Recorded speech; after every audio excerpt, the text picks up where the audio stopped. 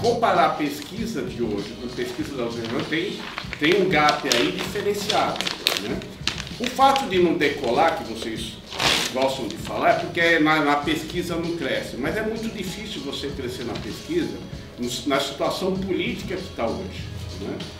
Na verdade, você tem uma rejeição à política e aos partidos muito grande. É lógico que o PSDB sofre com isso. O PSDB é um partido de esquerda? Um legado, um histórico de esquerda.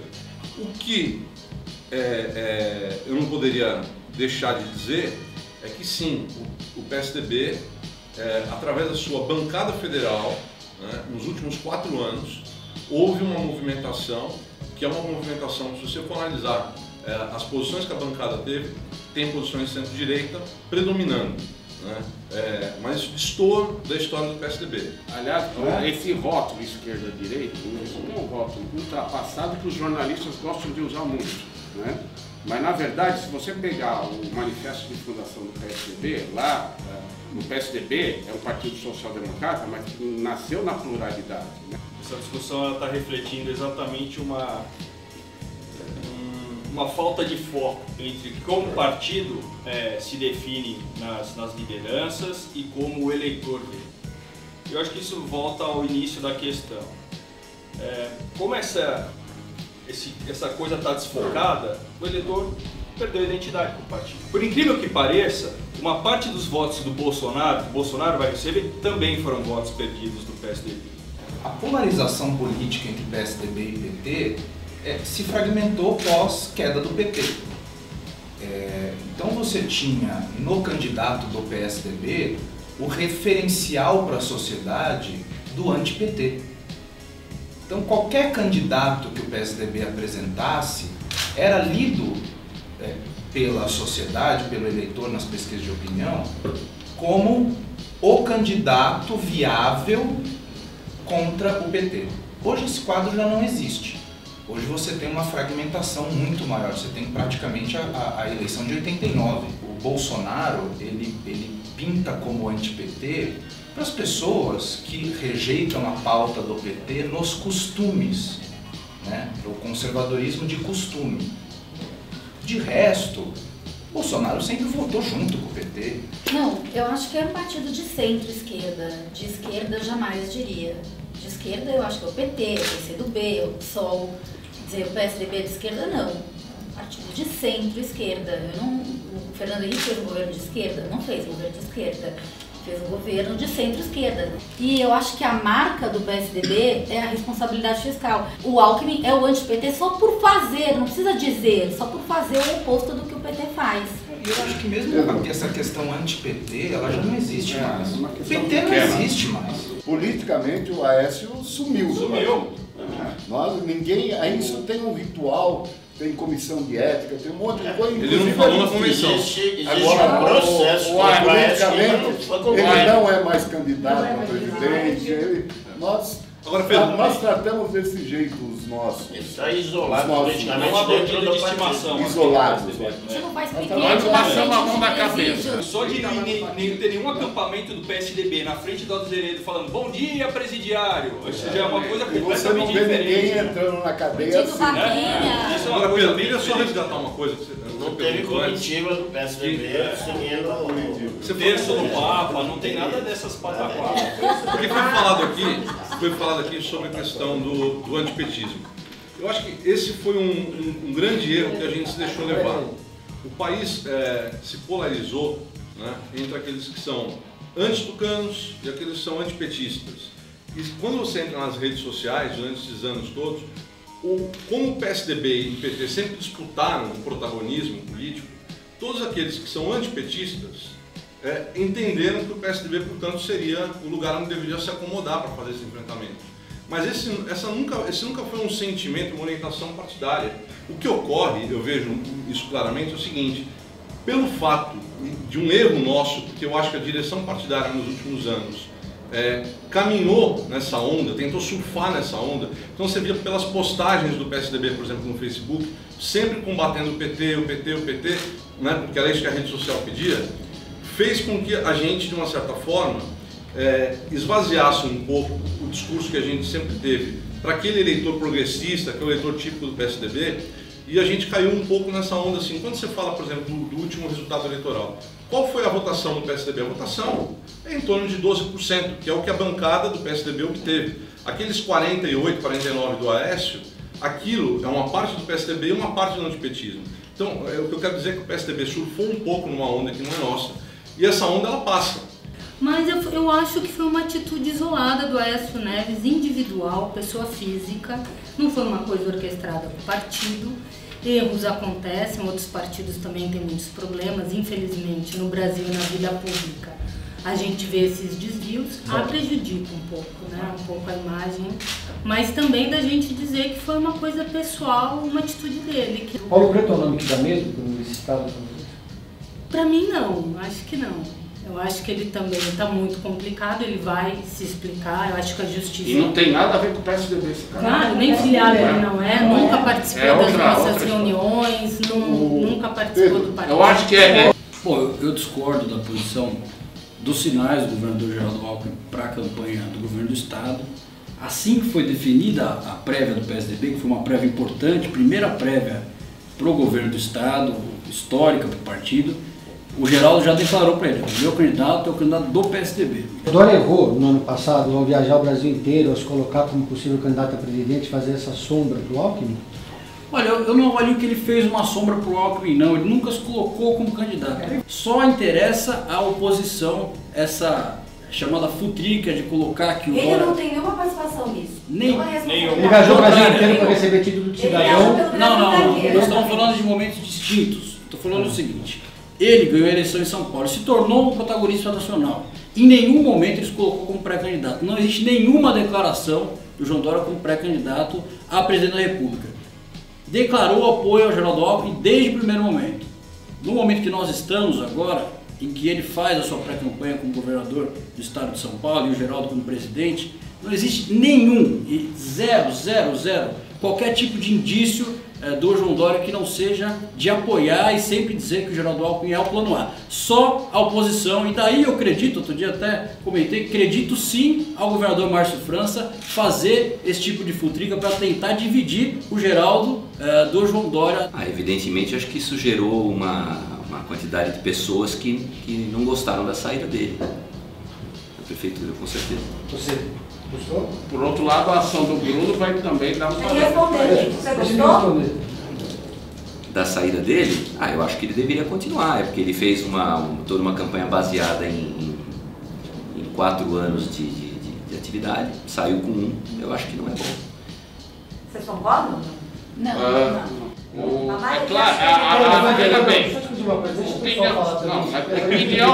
opinião pessoal é opinião pessoal. Agora, o grosso do partido foi lá e pediu para o senhor. Tudo bem, vamos sair. Então, a maioria do partido pediu isso. Então, como partido, era interessante, era o homem-chave para nós, o João Dória. E nós realmente escolhemos ele. A pessoa que vai levar o que a gente... E sendo que o nosso vice foi eleito por ele, pela população também, que é o Bruno Covas, que vai dar continuidade ao trabalho. E a gente fez uma campanha agora, em 2016, muito pautada, que ele ia ficar 4 anos, que ele não ia abrir mão e tal.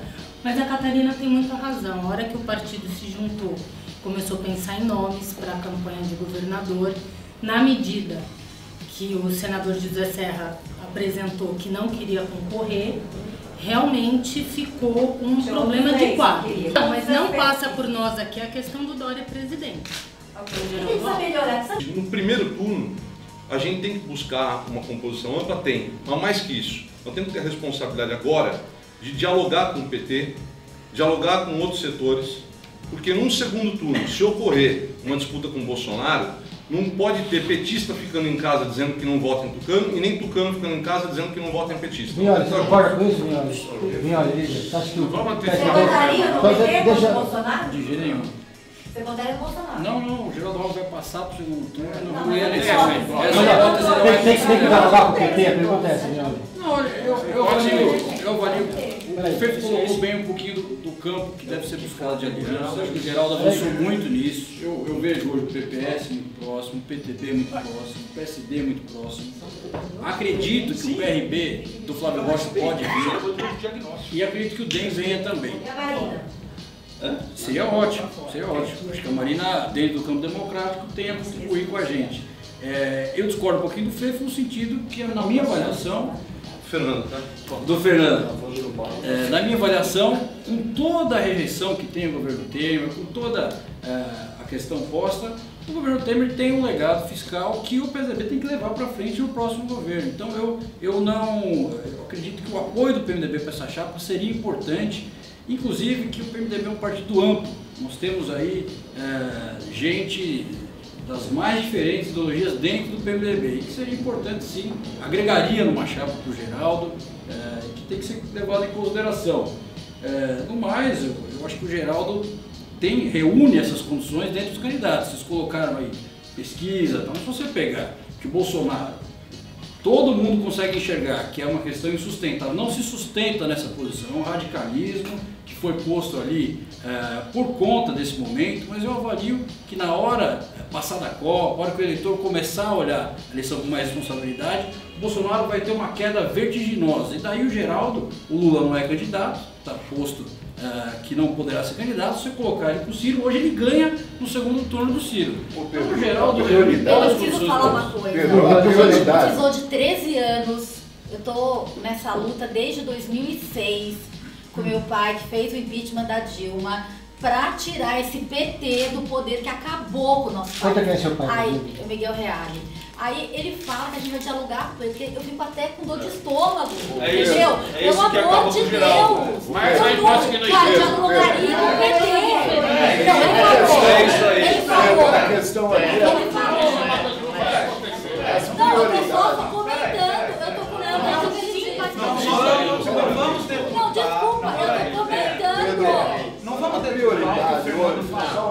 Vamos deturpar o Fernando falou. Desculpa, ele não disse isso. A prioridade hoje. A prioridade das alianças desculpa, hoje. eu entendi que ele falou que a gente tem que dialogar com o PT. Não vamos ter A prioridade Eu tô hoje. apenas rebatendo. A prioridade das alianças hoje é muito mais Bolsonaro e delicada. o PT, pra mim, são tão ruins quanto. A gente está Não, querendo lado de Como é que eu posso querer capturar voto do Bolsonaro se eu me coloco nas mesmas teses do PT e das esquerdas? Absurdo! Essa briga. Eu não estou nessa de dialogar com o PT. Eu tô fora. O que o Fernando quer dizer é o seguinte, não é conversar com os petistas, os dirigentes partidários. É o eleitorado, são essas pessoas que acreditaram também, que não tiveram acesso a tanta informação. Eles também é uma fatia muito importante do eleitorado. O eleitor dele é Lula livre. A gente é Lula livre? O eleitor dele é contra o Moro. Isso,